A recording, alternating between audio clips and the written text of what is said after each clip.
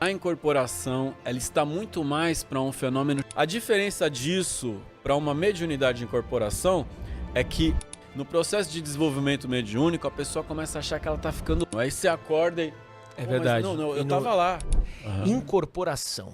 Fale-me um pouquinho sobre incorporação. Tá bem.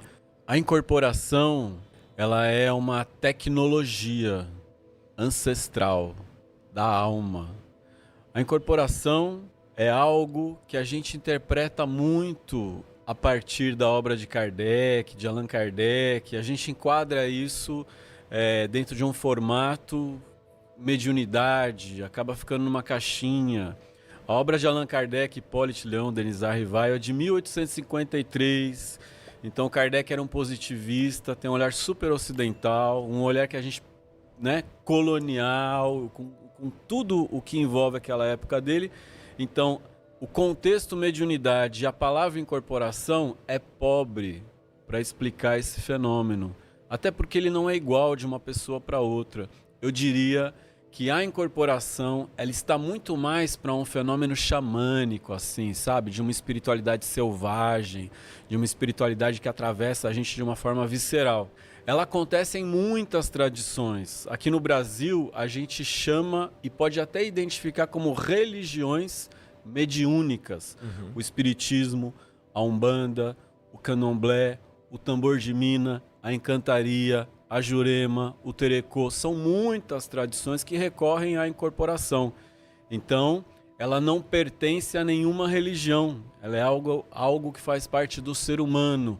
Você receber uma força, uma entidade, um espírito, uma consciência, uma força da natureza, seja qual for. Se a gente fala da Umbanda, então tem toda uma estrutura doutrinária em que os médiuns se dedicam a entrar em contato com o caboclo, preto velho, baiano, boiadeiro, o Exu, a pombagira. Mas se a gente estiver no Caribe, numa tradição de voodoo, que é uma forma de tradição afro-haitiana. Então no voodoo prevalece a cultura que tem uma origem africana no que a gente chama de Jeje. Os povos Jeje fazem parte da República Popular do Benin, fica mais ou menos ali naquela região. Eles cultuam deuses chamados voduns, ali no Haiti chama voodoo. Então voodoo não é um bonequinho. É isso que eu ia te perguntar sobre a história que voodoo que a gente sabe, aquele bonequinho que fica espetando. E aí você lembra daquele desenho do Pica-Pau, né? Que voodoo é pajacu, voodoo é pajacu. Então isso foi uma campanha contra o Haiti e faz parte das campanhas de preconceito, intolerância religiosa, demonização daquela religião. Então o voodoo é uma religião afro-haitiana, assim como o candomblé é uma religião afro-brasileira, muito parecida, porque aqui no Brasil, na região do Maranhão, então a gente tem uma proeminência maior da cultura Jeje. Por isso, na região do Maranhão, tem uma tradição ou uma religião chamada tambor de mina. Lá se reza para os voduns. No Brasil chama vodum. É a mesma coisa que voodoo. Eles incorporam, eles se manifestam. Então são tradições diferentes. Agora, por exemplo, nos Estados Unidos tem um culto americano que se chama culto Inti, que se incorporam os índios norte-americanos com uma coisa meio evangélica, misturada. Nos Estados Unidos não tem muito Umbanda, não, né? Não, nos Estados Unidos ele teve uma ascendência maior dessa cultura Jeje, muito forte lá. Alguma coisa de voodoo e alguma coisa de uma cultura também chamada Obeah, que vem do Caribe, um pouco parecida com a Umbanda, assim também, e algumas outras tradições. A Umbanda é uma religião muito brasileira, embora ela tenha uma raiz afro, que tem uma ascendência mais banto, que é a cultura de Congo e Angola, que reza para Inquice. Mas ela vai ao encontro dos orixás, que tem origem na cultura iorubá.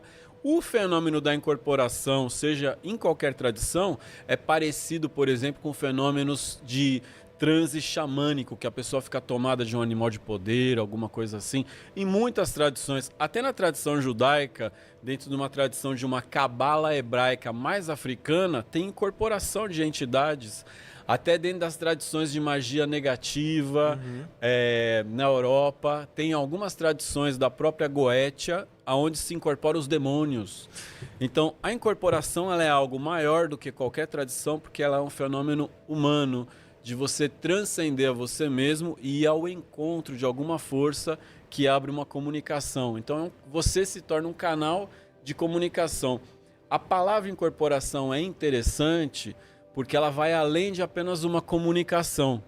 Uma fala mediúnica seria uma psicofonia. Se você ouvir, é uma clareaudiência. Se você escrever, é uma psicografia. Mas incorporar é ganhar corpo. Sim. O seu corpo todinho começa a agir como se ele não pertencesse a você. Inclusive a fala. É como se tivesse encarnado, né? Sim. Em você. Então é uma coisa maravilhosa, é muito mágica, né? A incorporação.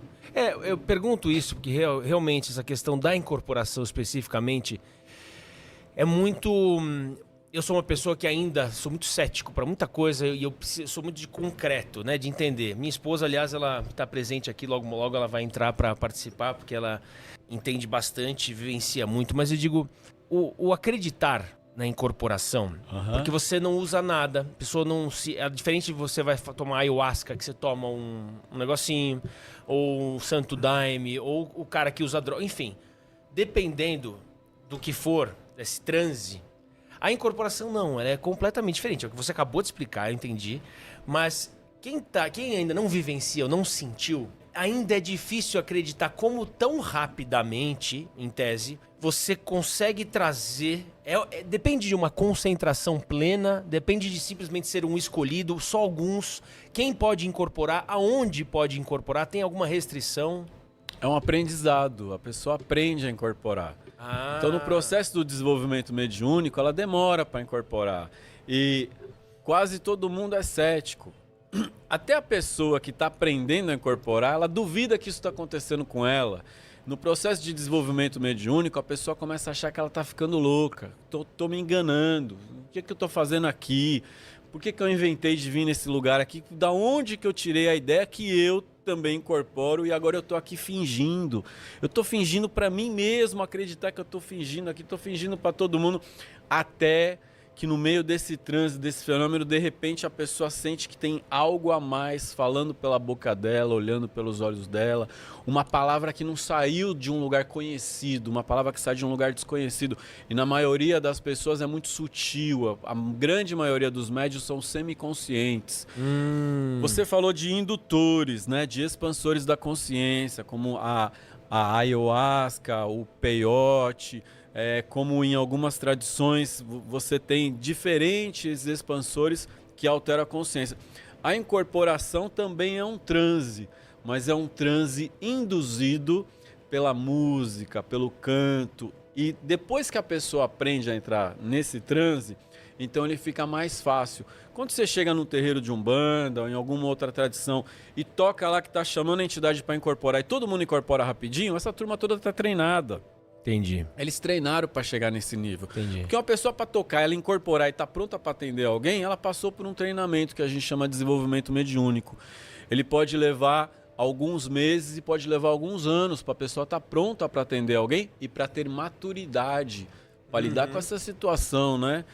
Porque a pessoa que incorpora, muitas vezes ela entra na intimidade daquela que está na frente dela e numa semiconsciência, um pouco daquilo fica com ela também, ela vai entendendo. Então precisa de uma maturidade muito grande para lidar com isso. Até a própria pessoa que incorpora, muitas vezes, cai numa descrença, numa dúvida da própria incorporação. Por isso o processo de desenvolvimento mediúnico, ele é muito delicado, ele precisa acontecer num ambiente seguro, que a pessoa se sinta segura, que ela não vai passar por um constrangimento, por uma agressão, por uma dor, por um preconceito. Precisa de um acolhimento muito grande, porque ela vai entrar em crise.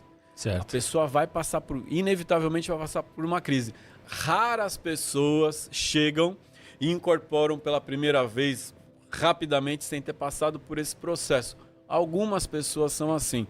A grande maioria das pessoas que dizem que são inconscientes, a grande maioria, na verdade, não são inconscientes. Depois que desincorpora, ela esquece. É diferente de ser inconsciente, Sim. né?